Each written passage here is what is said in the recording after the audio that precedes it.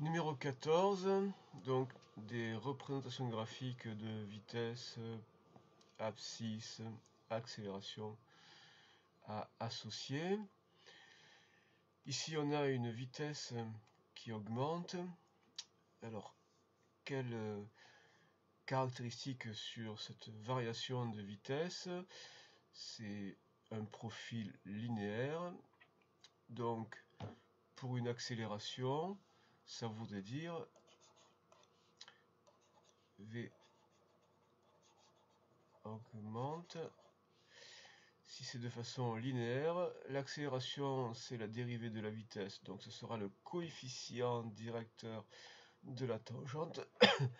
Coefficient directeur de la tangente, le coefficient directeur là, il va être positif et constant, et donc là, on a une accélération qui doit être positive et constante et positive.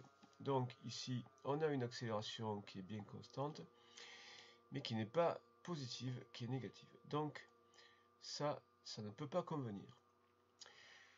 Si la vitesse augmente, ça veut dire que, alors on va essayer d'associer ça du coup à x, ça veut dire que x augmente aussi, et comme la vitesse c'est dx sur dt, ça veut dire que le coefficient directeur de la représentation graphique de x augmenterait aussi. Là, on a un coefficient directeur qui est constant, on a une pente constante.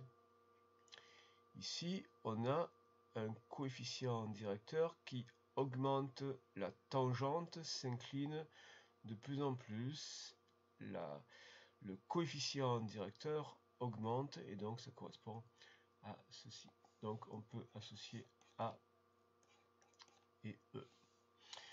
Ensuite B, c'est une abscisse, une position, une abscisse qui augmente avec coefficient directeur constant, positif constant, donc vitesse constante.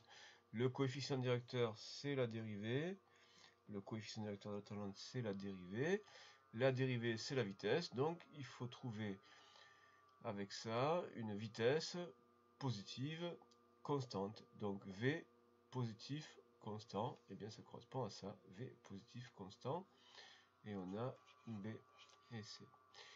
Ensuite ici on a une accélération qui est constante et négative, donc accélération constante négative, donc accélération constante et négative, ça veut dire qu'il faut trouver une vitesse telle que dv sur dt, donc le coefficient directeur de la tangente constant, donc droite, et négatif, donc décroissant. Donc il faut trouver un v décroissant, et donc c'est bien ce qui est représenté en f, et donc on peut associer d et f.